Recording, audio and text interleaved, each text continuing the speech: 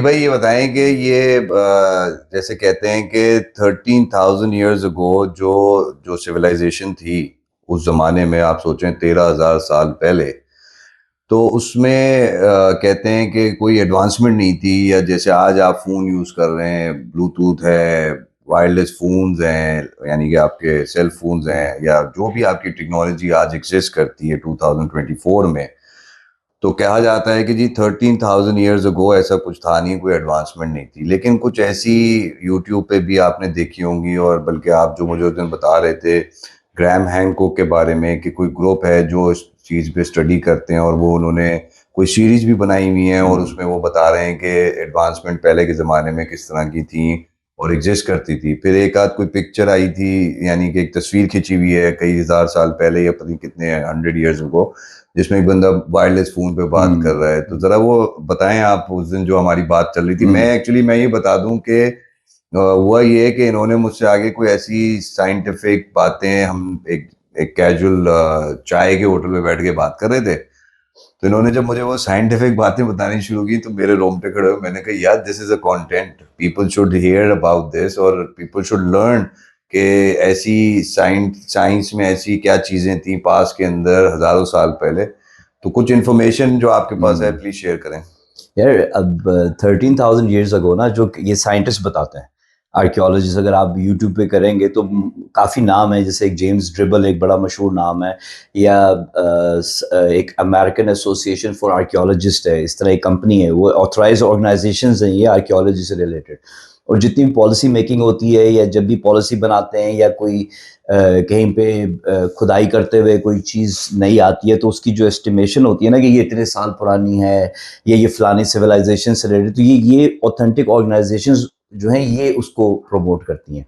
मैं नाम थोड़ा सा भूल गया, SAA करके कोई है, अमेरिकन एसोसिएशन या स्पेशलाइज्ड आर्कियोलॉजिकल एसोसिएशन, इस तरह करके नाम है। वी कैन वेरीफाई दैट, उसमें कोई वो नहीं है। तो उनका कहना ये है कि जो लास्ट आइस एज आई थी ना, तकरीबन 13-14,000 ईयर्स अगो, आइस एज तो कह रहे हैं 2-3 दफा आई है जब से अर्थ बनी है। लेकिन 13-14 हजार साल पहले जब आई थी, तो जब समंदर के लेवल इतने राइज कर गए थे और टेम्परेचर बिल्कुल गिर गया था, वो आपने देखा होगा, वो एक एलिफेंट टाइप के एनिमल्स दिखाते हैं, मैमथ नाम रखा हुआ उसका, वो कार्टून्स में भी दिखाते हैं। बहुत बड़ा हाथी टाइप होता है, लेकिन उसके जिस्म पे बाल ही बाल होते हैं, मैमथ कहते हैं। वो उस आइस एज का जानवर था। जब आइस एज खत्म हुई, तो वो जानवर जो आइस एज की वजह से पैदा हुए थे, या इस तरह की इनकी अंडरस्टैंडिंग है, तो वो खत्म हो गए। सही है। तो उन कहना ये है कि आर्कियोलॉजी जो है ना, एस्टैब्लिश जो है इस वक्त, जो दुनिया में लीड करते हैं, जो ट्रेडिशनल आर्कियोलॉजिकल, इस तरह आप उनको कह लें, वो उनका कहना ये है कि 13,000-14,000 साल से पहले इंसान ने कभी कोई तरक्की नहीं करी थी। अच्छा। हर ज़माने में वो उनको हंटर गैदरर्स का नाम देते हैं, कि कबीलों की सूरत में लोग रहते थे। और जैसे वो एक मूवी देखी होगी, 10,000 BC एक मूवी आई थी, I don't know if you seen it. वो बड़े बड़े जानवरों को, और टेंट में रह रहे हैं, गारों में रह रहे हैं, और पत्थर के औजार बनाए हुए हैं उन्होंने, उससे शिकार करते थे और खाते थे। ये जिंदगी थी। सिविलाइजेशन के एडवांसमेंट की आइडेंटिफिकेशन ये लोग इस तरह करते हैं कि एग्रीकल्चर सिस्टम डेवलप हुआ था या नहीं हुआ था। उस जमाने में ये हंटर गैदरर्स वो कोई एग्रीकल्चर में नहीं थे, वो रोजमर्रा की जिंदगी जीते थे, शिकार करते थे, खाते थे, जिंदगी गुजार। कोई एग्रीकल्चर पैदा कर रहे हैं ये अच्छा। फिर दूसरा जो है, सिटी स्ट्रक्चर कभी किसी जमाने में किसी शहर में मौजूद था या नहीं था, ये एक दूसरा पैरामीटर है जिस पे जज किया जाता है कि कोई कोई सिविलाइजेशन ने तरक्की की या नहीं की। जैसे आप ये हड़प्पा या मोहनजोदड़ो का देखें आप, तो वो बकायदा गलियां बनी हुई हैं, उनके बकायदा पानी के ड्रेनेज सिस्टम्स बने हुए हैं, उनके बकायदा पाइपलाइंस का टाइप है, उनका एग्रीकल्चर का लैंड, जो अभी हमारे इधर सिंध में आप चले जाएं, मोहनजोदड़ो, तो पूरा एक स्ट्रक्चर दिखता है एक शहर का। घर टाइप भी बने हुए हैं, दीवारें हैं, गलियां बनी हुई हैं, पाइपलाइंस जा रही हैं, पानी का रिजर्वोयर का डैम छोटे बने हुए हैं, ये जो यहाँ पे हड़प्पा में, मोहनजोदड़ो में। तो ये एक नुमाइंदगी, ये इनकी कुछ 3-4-5 पैरामीटर्स हैं जिनकी बेस पे ये कंक्लूड करते हैं कि ये सिविलाइज हो गई थी कौम, कि इनके पास ये चीजें आ गई थी। तो ये कहते हैं 13-14 हजार साल पहले कोई ऐसे आसार नहीं मिलते जिसकी बुनियाद पे हम ये कह सकें कि इससे पहले कोई भी सिविलाइजेशन या कोई भी कौम जो थी वो इतनी तरक्की उसने करी थी। वो सब गारों में रहते थे बस, और खाते थे, शिकार करते थे, खाते थे, पैदा होते थे, मरते थे, कोई कुछ नहीं था और जिंदगी, कोई मौशी स्ट्रक्चर, कोई वो क्या इकोनॉमिक स्ट्रक्चर पैदा नहीं हुआ था, कोई करेंसी नहीं थी उनके दरमियान में, कोई एग्रीकल्चर नहीं था, कोई वाटर रिजर्वॉयर्स या वाटर की कंजम्पशन की चीज़ें नहीं थी, समझ रहे, कोई शहर का कोई स्ट्रक्चर नहीं था कि यार ये घर बने हुए हैं, ये गलियां जा रही हैं, ऐसा कुछ भी नहीं था, बगार में रहते थे ये। फिर एक और ग्रुप है दुनिया में जिनको आर्कियोलॉजी वाले उनको कहते हैं कि ये कॉन्स्पिरेसी थ्योरिस्ट समझ लें आप उनको, जिनमें एक बहुत नुमाया नाम जो है ग्रैम हैनकॉक का है। ग्रैम हैनकॉक जो है ब्रिटिशर है और ये बेसिकली इसकी जो वजह शोहरत है वो है जर्नलिज्म।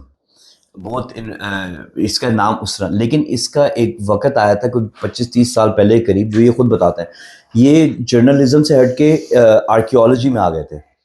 तो आर्कियोलॉजी में इनकी एक, जैसे ग्रैम हैनकॉक की अगर आप देखना चाहें तो नेटफ्लिक्स पे एक सीरीज है एंशिएंट एपोकलिप्स। अच्छा। उसके अंदर ग्रैम हैनकॉक ने सिर्फ एक आइडिया को एक्सप्लोर किया, उसकी 8-9 एपिसोड्स हैं। वो आइडिया ये है कि जो कोई एक एडवांस सिविलाइजेशन थी जो हमने लॉस करनी in the Sands of time और बैरिड अंडर द ग्राउंड, और उसके कोई लेकिन कोई थी जो हमें ये बताएगी कि ह्यूमन एडवांसमेंट जो है वो 13-14 हज़ार साल पहले नहीं शुरू हुई, हर जमाने में रही है। तो उसने उन आइडियाज को एक्सप्लोर किया है, जैसे गुनांग पडांग एक जगह है इंडोनेशिया में, उसका कुछ सरफेस एरिया जो है ना बाहर की तरफ है, पिरामिडल स्ट्रक्चर है वो, सही है। और उसकी जब कार्बन डेटिंग करी तो पता लगा वो तकरीबन 27,000 ईयर्स ओल्ड है, और वो बहुत बड़ी पहाड़ी है वो पूरी। और उसकी उन्होंने, इनके पास मुख्तलिफ होते हैं, एक लाइडार सिस्टम होता है, वो हमारे आप देखेंगे आईफोन वगैरह के अंदर भी कहीं ना कहीं लाइडार का कोई लिखा हुआ आ रहा होता है, मैंने कहीं वेगली देखा था। लाइडार होता है बेसिकली आप एरियल जो है वो इन्वेस्टिगेशन या उस करते हैं ज़मीन की बेस्ड ऑन इंफ्रारेड या एक्सरे, इस तरह करके ना, मतलब मैं अगर जहाज पे हूँ और मेरे पास वो इक्विपमेंट है लाइडार, तो उससे मैं क्या कर सकता हूँ कि जैसे अमेजोन के ऊपर मैं घूम रहा हूँ, अब अमेजोन इतना घना जंगल है मैं जमीन नहीं देख सकता, लेकिन वो रडार क्या करेगा कि वो पहाड़ दरख्तों को गायब करके मुझे सरफेस के ऊपर जो है ना उसके निशेब फराज दिखाएगा। एक्सरे टाइप, जैसे एक्सरे देखते हैं तो मेरे जिस्म की स्किन और गोश्त हटा के हड्डी दिखाता है अंदर, इस टाइप की कोई चीज़ है वो। तो वो इनके पास एक सिस्टम है, तो मुख्तलिफ टेक्नोलॉजी से ये सर्वे करके ज़मीन की मुख्तलिफ हालतों को अंदाज, इसी तरह उन्होंने गुनांग पडांग का किया।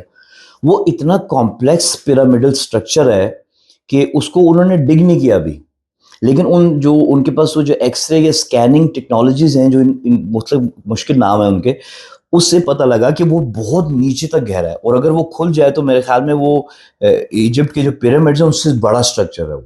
इजिप्ट के पिरामिड से याद आया है कि इजिप्ट के पिरामिड्स के अंदर भी उन्होंने कुछ ऐसी टेक्नोलॉजी यूज की थी जिसमें कहते हैं कि उसमें एक तो हवा का जो डिजाइन बनाया उन्होंने पिरामिड का, कि उसके अंदर अगर आप खड़े हैं तो रोशनी आपको उसका जो स्ट्रक्चर है वो ऐसा है कि उसके जहाँ से रोशनी आएगी वो पूरी उस जगह को रोशन कर देती है अंदर से। और ये कहते हैं कि अगर एंशिएंट टाइम में जाएं तो यहाँ पर जो इलेक्ट्रिसिटी थी ना वो वायरलेस थी, यानी कि उसमें कोई वायर नहीं जा रही थी कि इलेक्ट्रिसिटी प्रोवाइड करे। ये बात ये इस तरह की मशहूर है, ऑनेस्टली मैंने भी ये देखा है, लेकिन मैंने जो जो वीडियोस देखी हैं वायरलेस इलेक्ट्रिसिटी के हवाले से, वो उसमें उन्होंने वो कुछ मिसाल के तौर पे मैं अगर बोलूं कि लेट से आप 2000 साल पहले आगे चले गए, सही है, और 2000 अभी मतलब 2024 से हम 2000 साल आगे चले गए, 4024 आ गया, और हमारे जमाने को कोई डिग कर रहा है तो कुछ इक्विपमेंट मिलेगा कि भी इनके पास मोबाइल, वायरलेस मोबाइल टेक्नोलॉजी थी, सही है, तो उनको कोई मोबाइल की डिवाइसेस मिल जाएंगी, उनको कोई एंटीना मिल जाएंगे, जो बड़े बड़े एंटीना लगे होते हैं, मतलब कुछ ऐसी चीजें मिलेंगी जिससे आप एज अ प्रूफ यूज कर सकते हैं कि ये वो चीजें थी जिनकी बुनियाद पे ये सिस्टम डेवलप हुआ था। तो पिरामिड पे जो वायरलेस इलेक्ट्रिसिटी के सिस्टम के ऊपर जो वीडियोस जो मैंने देखे हैं वो बेसिकली वो है नैरेटिव्स हैं, वो नैरेटिव मतलब मैंने कहा आपने सुना, लेकिन उसमें कोई फिजिकल कोई टेक्नोलॉजी या कोई फिजिकल वो नहीं बताया हुआ कि ये किस बुनियाद पे वो ये कंक्लूड कर रहे हैं कि वो वायरलेस थी। लेकिन मैं पर्सनली ऑन द नोट, क्योंकि देखो जैसे मैं बताऊं कि ये जो ग्रैम हैनकॉक है ना, ये बिलीव करता है कि जो आर्कियोलॉजी है ना वो ये बिलीव करती है कि इंसान ने लीनियर प्रोग्रेशन की है, मतलब ये हंटर गैदरर्स थे या स्टोन एज थी, ब्रॉन्ज एज थी, मुख्तलिफ एजेस बनाई हुई उन्होंने, गार में रहते थे, फिर ये आते आते हम यहाँ पहुंचे आज। ग्रैहम हैंकॉक ये कहता है कि सिविलाइजेशन ऊपर जाती है नीचे आती है, ऊपर जाती है नीचे आती है, और ये कांस्टेंट पैटर्न है हिस्ट्री का कि एक हद तक कोई टेक्नोलॉजी पहुंचती है तो कोई भी कैटाक्लिस्मिक, जैसे कहते हैं, कोई ऐसी आसमानी या जमीनी आफत आती है उसको वो मिटा देती है, फिर वो सब कुछ गायब हो जाता है, फिर दोबारा से वो फिर दोबारा से स्टार्ट होते हैं। तो इस आइडिया को भी उसने अपनी सीरीज के अंदर एक्सप्लोर किया हुआ है। तो उसका मानना यह है कि इंसान कोई लीनियर प्रोग्रेशन में नहीं आया, इंसान तरक्की करता है और एट अ टाइम मुख्तलिफ, अगर आप अभी अर्थ को देखें, सही है, जैसे बड़ा मशहूर है कि अल्लाह ने बड़ी कौमें तबाह कर दी, बिल्कुल कर दी, लेकिन अल्लाह ने कौमें नहीं तबाह कर दी, अल्लाह ने पार्ट्स ऑफ द लैंड तबाह कर दिए थे, पूरी अर्थ को तबाह कर दिया। ऐसे देखें कौन सी कौम है जो मिट गई, कहते हैं कौम लूत, मिसाल के तौर पे एक बात है, जनरली रेफर करते हैं होमोसेक्सुअलिटी के साथ, सही है, तो क्या दुनिया में आज नहीं है? कहते हैं उनकी कौम तबाह होगी, आज भी मौजूद है। यहूदियों पे बड़े आईजी अजाब, तो क्या खत्म हो गई कौम? आज भी मौजूद है। मतलब कोई भी आप कौम का नाम लें, वो आज एग्जिस्ट कर रही है। सूरज के पुजारी कहते हैं वो तबाह हो गई कौम है, तो आज के सूरज के पुजारी आज भी से इंडिया के अंदर जाएं तो उनका जो बड़ा गॉड है वो सन है। एंड मेरा एक पर्सनल फर्स्ट हैंड, मैं दुबई में एक वक्त था, तो मेरा एक रूममेट था, वो हिंदू था, तो उसको वो प्रॉपर जो था ना, वो सूरज का पुजारी था, उसे सूरज का एक गोल्ड का लॉकेट पहना होता था। For him sun is a god. हाँ, they're still existing। तो कभी भी कोई फेस ऑफ द अर्थ से कोई वाइप आउट नहीं हुआ है, कोई भी रेस या कोई भी रिलीजन के अल्लाह ने, जैसे नूह अलैहिस्सलाम का है, नूह अलैहिस्सलाम की कौम जब तबाही, तो अल्लाह ने पूरी दुनिया, अब जैसे बाइबल में यह है कि पूरी दुनिया वो अंडर वाटर आ गई, everybody died except for those few in the ship of the नोआ। लेकिन कुरान में हमें ऐसा एहसास होता है कि जैसे एक पार्ट ऑफ द लैंड पे ये आया था, लेकिन साइमल्टेनियसली दूसरी जगह पे अर्थ पे लोग जिंदा गुजार रहे थे। तो ये आर्कियोलॉजी में ये है इनका। तो ग्रैहम हैंकॉक ये कहता है कि अगर एक जगह की कोई सिविलाइजेशन तबाह हुई थी, तो दूसरी जगह पे साइमल्टेनियसली और सिविलाइजेशन सर्वाइव कर रही थी, पूरी अर्थ कोलैप्स नहीं हो गई थी, एक पार्ट ऑफ तूफान आया वो मिट गई। और फिर वो ये भी एक्सप्लोर करता है कि कुछ लेजेंड्स ऑब्वियसली वो मैन मेड टेल्स होती हैं, आप रिलाई नहीं कर सकते, लेकिन there is one thing common in all the legends, मुख्तलिफ इलाकों की जो तबाह हुए हुए थी आर्कियोलॉजी के मुताबिक, उसमें ये है कि उनकी किताबें, जैसे सही एक मिसाल के तौर पे एक किसी कोई साहिली कबीला है किसी इंडोनेशिया में, सही है, उनके पास एक लेजेंड चली आ रही है, वो ये आ रही है कि आज से 5000 साल पहले एक तूफान आया था, सही है, वो पूरे हमारे इलाके को वाइप आउट कर गया, और जो चंद लोग बच गए थे, तो एक बहुत बड़ा एक जिस्मानी कद का आदमी आया, उनके हिसाब से वो एलियन आया किसी और प्लैनेट से, सही है, और उसकी तस्वीरें भी बनाई हुई इन्होंने, वो कार्टून टाइप लेजेंड्स इसी तरह ही होती, और उसने फिर उनको गाइड किया कि अब तुम ये एग्रीकल्चर सिस्टम ऐसे क्रिएट करो। तो दोबारा से उनको उठाना उसने शुरू किया, फिर वो दीवारें बनाने शुरू की, गलियां बनाने शुरू की, घर बनाने शुरू किए, एग्रीकल्चर बनाना शुरू किया उन्होंने, एक वाटर रिजर्वोयर सिस्टम बनाना शुरू कर दिया, water irrigation system banana, they go hand in hand, agriculture होगा तो यूनिट वाटर। हर जगह पे ये कॉमन है कि फिर कोई आता था और उनको उस तबाही से निकालता था और उनको नई टेक्नोलॉजी फराहम करता था कि अब आप दोबारा से अपने आप को इस्टेब्लिश करें। तो ये कंट्रोवर्सी जो है ये चल रही है आर्कियोलॉजिस्ट के दरमियान में। वो कहते हैं कि भी ये, अब जैसे एक बात है कि पिरामिड्स के बारे में कहते हैं 5000 साल पुरानी है, सही है, लेकिन आर्कियोलॉजी के अंदर ही बहुत सारे ऐसे जो कहते हैं इट गोज टू 30,000 ईयर्स। तो अब आप 5000 पे बिलीव करें या 30 पे करें, इट हैज नो मीनिंग।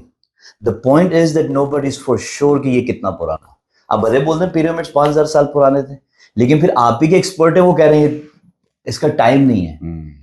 और कुरान में सोचें कब से अल्लाह ने बयान किया हुआ, तो ये कितना इस टाइम मेमोरियल है वो।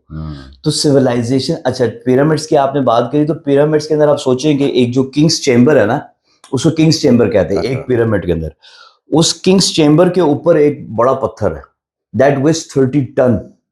एक मन होता है 40 किलो, और पता नहीं कितने मन का फिर एक टन बनता है। कैलकुलेशन पता है किसी को? कितने हंड्रेड्स ऑफ केजी, कितने हंड्रेड्स ऑफ मंस का। ये भी एक लोग मतलब रिसर्च कर रहे थे कि ये पत्थर रखे कैसे गए। हाँ, तो मतलब इतने हैवी हैं कि अभी इस वक्त की करंट जो आपकी मशीनरी है दुनिया के नहीं उठा सकती, वो उसको हिला भी नहीं हिला भी नहीं सकती। 30 टन, और वो पता नहीं कितनी दूर से उठा के लाए। हाँ, उस पत्थर की उन्होंने जब वो करी तो वो पत्थर जो है मिस्र से पता नहीं कुछ, मुझे exactly number, but it's very far. एक पत्थर को हिला ही नहीं सकते। अगर 2 किलोमीटर भी आप उठा के लाए तो एक पत्थर को जब आप हिला ही नहीं सकते, हंड्रेड्स ऑफ किलोमीटर्स फार, कोई भी किलोमीटर है। लेकिन पॉइंट ये है कि आप एक पत्थर को हिला नहीं सकते कि आज आपके पास जो मशीनरी है वो उस पत्थर को मूव भी नहीं कर सकती। अगर वो 1 किलोमीटर भी उठा के लाए, कैसे लाए? तो उन्होंने उसकी थ्योरीज ये बनाई हुई हैं कि उन्होंने क्या किया, उन्होंने जो रेत थी ना, उन्होंने रेत को गीला कर दिया।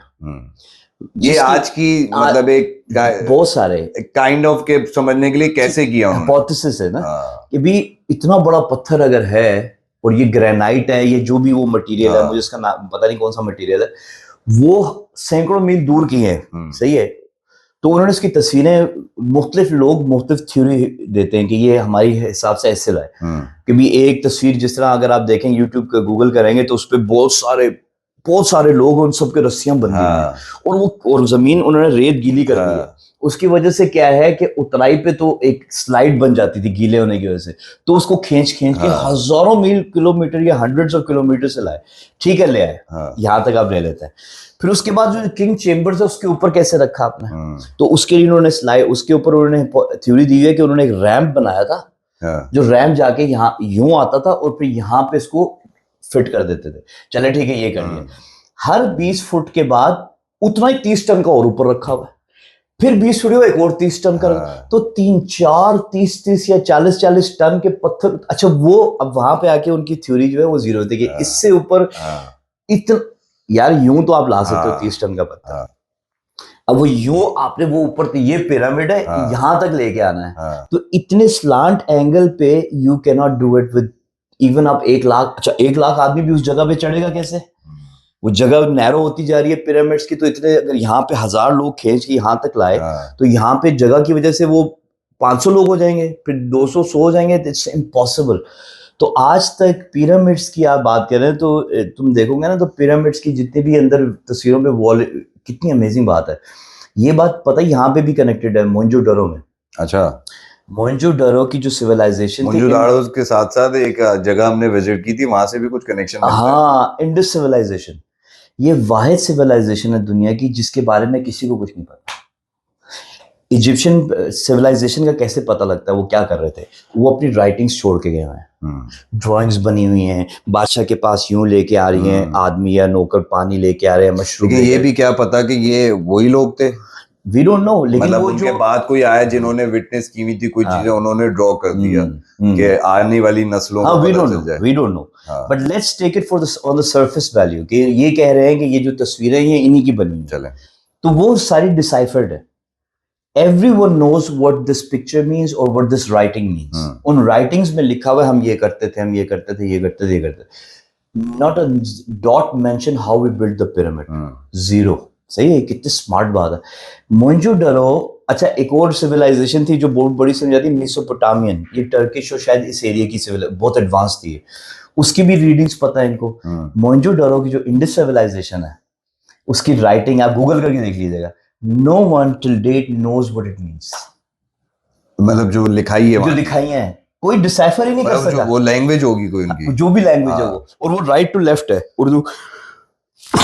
उर्दू और अरबी की तरह राइट से लेफ्ट शुरू होती है वो, और वो किसी को नहीं पता ये क्या लिखा हुआ। तो अगर किसी सिविलाइजेशन की आपकी राइटिंग ही नहीं मालूम तो आप कैसे बता सकते हैं वो क्या करते थे, उनके बिलीफ क्या थे।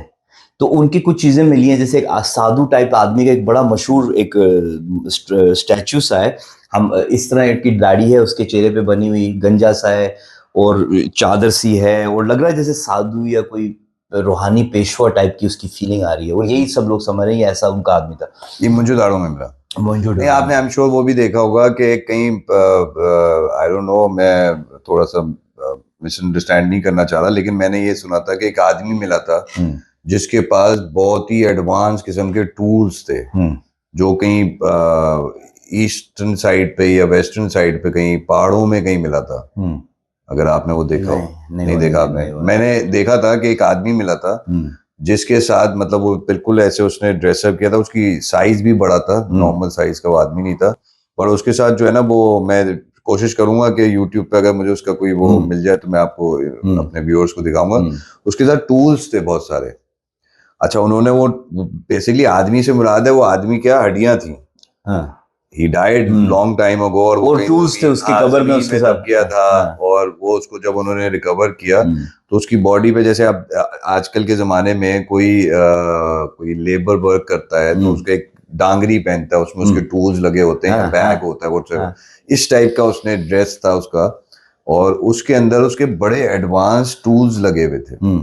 वो आज तक रिसर्च हो रही है कि वो टूल, जैसे फॉर एग्जांपल एक कील ठोकने के लिए आपको थोड़ी चाहिए, कॉमन सेंस है कि यार ये तो कील ठोकनी है, कील है तो उसके टूल है जी, हथौड़ी है। तो उसके टूल्स ऐसे थे कि उनको ये नहीं समझ में आ रहा कि ये टूल किस पर्पस के लिए इसका है। तो मैं देखूंगा कि अगर मुझे मिल जाता है तो मैं जरूर अपने व्यूअर्स के साथ शेयर करूंगा। नहीं, I can believe this is possible. फिर आप ही ने मुझसे उस दिन बता रहे थे कोई ऐसी स्पेस टाइप की कोई वो मिली भी हैं, ब्रोकन शिप्स कह लें उनको, या स्पेस शिप जिसको आप कहते हैं, जो आप मूवीज में अमूमन देख रहे होते हैं, तो यूएफओस के नाम आधे हिस्से कहीं मिल रहे हैं और आधा हिस्सा कहीं और से मिल रहा है। किसी ने उसको उड़ते हुए भी देखा है, वो जरा बताएं। यार वो इस तरह ना कि इसी से मैं कनेक्ट करता हूँ आर्कियोलॉजी से। ये तो ग्रैहम हैंकॉक कहता है कि सिविलाइजेशन ऊपर जाती है नीचे आती है, ये होता रहता है, ये कंटिन्यूड पैटर्न है। इसको उसने प्रमोट किया अपनी एपिसोड के अंदर, सही है। और आर्कियोलॉजी, जो मेन स्ट्रीम आर्कियोलॉजी है, वो उसको रिफ्यूट करती है, सही है। तो इसी से कनेक्टेड ये है कि वो जो मैंने बताया ना कि लेजेंड्स हैं कि जब भी कहीं पे तबाही आती थी, कोई बहुत बड़ी जिसामत का आदमी आके उनको गाइड करता था। मैं उसको फिजिकल बड़ा नहीं ले रहा कि कोई किसी और प्लैनेट से कोई ह्यूज 10 फुट का आदमी या 20 फुट का आदमी आया था। मैं उसको बिलीव करता हूँ that's a representation of being huge in knowledge and understanding, सही है। उसके पास इतनी नॉलेज थी कि उनको गाइड करता था, डैम बनाओ, एग्रीकल्चर कैसे सेट करो। तो वो नॉलेज में उसका पर्सोना इतना बड़ा था कि उन्होंने उसको तस्वीरों में एज जिसामत में बड़ा दिखाया। वो बेसिकली नॉलेज में बहुत बड़ा था। दुनिया में देखे तो स्पेस में कौन लोग बैठे हैं? एस्ट्रोनॉट्स बैठे हैं। और एक अमेजिंग बात यह है कि एस्ट्रोनॉट्स की यूजुअली, मैं अपना बता रहा हूँ, मैंने कभी किसी एस्ट्रोनॉट को प्रेस कॉन्फ्रेंस करते हुए नहीं देखा। मैंने यूट्यूब पे सर्च भी किया था, कहीं पे छोटा सा रेफरेंस होगा, लेकिन वो सिर्फ अपनी उस टू द पॉइंट बात करेगा, अपने एक्सपीरियंस पे बात नहीं कर रहा होगा। मैंने कुछ देखी, बहुत छोटी सी होती हूँ। यूजुअली जो उस प्रोग्राम का डायरेक्टर होता है ना, मिसाल के तो मैं एक प्रोग्राम डायरेक्टर हूँ नासा में, या मैं रशियन स्पेस साइंस का डायरेक्टर हूँ, मैंने एक प्रोब भेजा चांद पे जाओ, 10 एस्ट्रोनॉट्स, 5 एस्ट्रोनॉट्स गए, अब वापस आए, अब लोग सुनना चाह रहे हैं इनके एक्सपीरियंस, वो थोड़ी बात कर रहे हैं। एज अ प्रोग्राम डायरेक्टर मैं बता रहा हूँ लोगों को कि इन्होंने भी, उनको भी तो बोलना, तो वो खामोश बैठे हैं। तो एस्ट्रोनॉट्स का पॉइंट ऑफ व्यू सामने आने नहीं देते। इसी तरह उन्होंने क्या विटनेस किया, उन्होंने क्या एक्सपीरियंस किया, उनको वो नहीं बोल रहे, बोलने नहीं देते उनको। प्रोजेक्ट कह लें या जो भी डायरेक्टर है, वो बता रहे हैं कि जी वो बता रहे हैं। और अगर वो तो ज्यादा पता है एस्ट्रोनॉट क्या बताते हैं, जो मैंने देखा है, सही है। अगर आपको कोई अदरवाइज मिल जाए तो मुझे शेयर कीजिएगा, मुझे नहीं मिला। वो बताता ही है कि हाँ, हमारे खाने पीने का ऐसा सिस्टम होता था, वहां पे हम ये थोड़ी सी हमें दिक्कत आई कि हमें जो है वो जरा ग्रेविटी बता दिया जी, ग्रेविटिकल क्या पर्सनलाइज्ड एक्सपीरियंस कि मेरे ऊपर क्या असरात मुरतब हो रहे थे, वो मूवीज बना दी उस पे उन्होंने। लेकिन कि वहां पे हमने क्या देखा, क्या अनयूजुअल चीजें देखी या नहीं देखी, they don't let them talk about it. वो प्रोग्राम डायरेक्टर है और वो पॉलिटिकली मोटिवेटेड है। आप बकायदा देखेंगे कि एक बंदे ने बड़ा डायरेक्ट सवाल किया एस्ट्रोनॉट से, एकदम से वो डायरेक्टर जो प्रोग्राम का था या प्रोजेक्ट मैनेजर जो भी कह ले आप उसको, वो बिल्कुल आगे पॉलिटिकल, वो कहते हैं ना, वेल लेफ्ट किया उसने कि सवाल का इस तरह जवाब दिया कि वो सवाल करने वाले को भी समझ भी नहीं आया है कि मुझे जवाब दिया इसने, ये वेल लेफ्ट किया क्या किया। एनीवेज, तो वो इस तरह। तो मैं एक एग्जांपल दे रहा हूं कि आप गूगल करके देखिएगा, आपको आज से 70-80 साल पुरानी तस्वीरें मिलेंगी, ये जब भी कैमरा जादू। और वो उन पे काफी लोगों ने रिसर्च की उन तस्वीरों पे कि ये डॉक्टर्ड या फोटोशॉप है या ओरिजिनल है। Everybody has said their original pictures, सही है। किसी ने ये नहीं कहा कि ये किसी ने फोटोशॉप की है। मिसाल के 1960 की कोई तस्वीर, 1940 की तस्वीर है, उस वक्त एक खास ड्रेसिंग होती थी, अमेरिका की ले लें, रशिया की ले लें, या कहीं की भी ले लें। आप चाइनीज मूवी देखें ट्रेडिशनल, वहां पे कोई पैंट शर्ट सूट पहन के नहीं घूम रहा होता है, अब पहनते हैं। उस वक्त उनके अपने वो क्या कहते हैं, खास उनका एक ड्रेस होता है, उसको एक नाम होता है, पता नहीं क्या कहते हैं, जापानियों का एक ड्रेस होता है, वो पहने हुए हैं। अब वो एक अमेरिका की तस्वीर है, उसमें सारे वो मोटी मोटी टाइयां, मोटे मोटे कॉलर और सूट पहन के अगर कहीं गैदरिंग है तो वहां पे एक आदमी बिल्कुल लगता है 2024 का एक आदमी वहां पे लेटेस्ट गॉगल्स पहने हुए, captain America type T shirt पहनी हुई, हुडी पहनी हुई, वहां पे खड़ा और हेयर स्टाइल भी आज के जमाने का।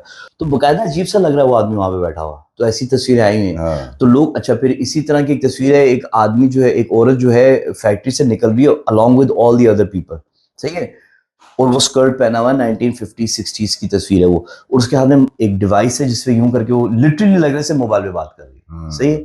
आप कह सकते हो मोबाइल नहीं हो, कुछ और होगा, लेकिन वो फिर एक और तस्वीर है, एक वो वीडियो है, वो एक आदमी बात कर रहा है, पीछे एक औरत यूं करती हुई फोन पे बात करती हुई जा रही है। हाँ, और जमाने में फोन का कोई जिक्र ही नहीं है, फोन का जिक्र ही नहीं है, मतलब टेक्नोलॉजी का कोई ना प्रोटोटाइप था ना कोई ऐसी कोई कहते हैं ना वो क्रिएटिविटी की वीडियोस बनाते हैं जी, क्रिएट हो सकती है, या उसकी कोई फ्यूचर प्रिडिक्टिंग कुछ भी नहीं थी। तो एंटार्क्टिका का जो आप बता रहे हैं कि जिसमें पेंगुइन्स तक आपको लेके जाते हैं और उसके आगे आपको एंटार्क्टिका जाने का अलाउ नहीं है, तो मैं ये समझता हूँ कि वो जो ऑब्वियसली वहाँ पे अगर आप जाएंगे तो आप ऐसी चीज़ें विटनेस कर सकते हैं जो वहाँ पर जो आप कह रहे हैं स्पेस में लोग ट्रैवल कर रहे हैं और बहुत ही एडवांस लोग वहाँ रह रहे हैं। तो अली भाई, मैं समझता हूँ कि ये इन्फॉर्मेशन बहुत सारी हमने एक साथ ही शेयर कर दी, तो थोड़ा सा हम क्लोज करते हैं।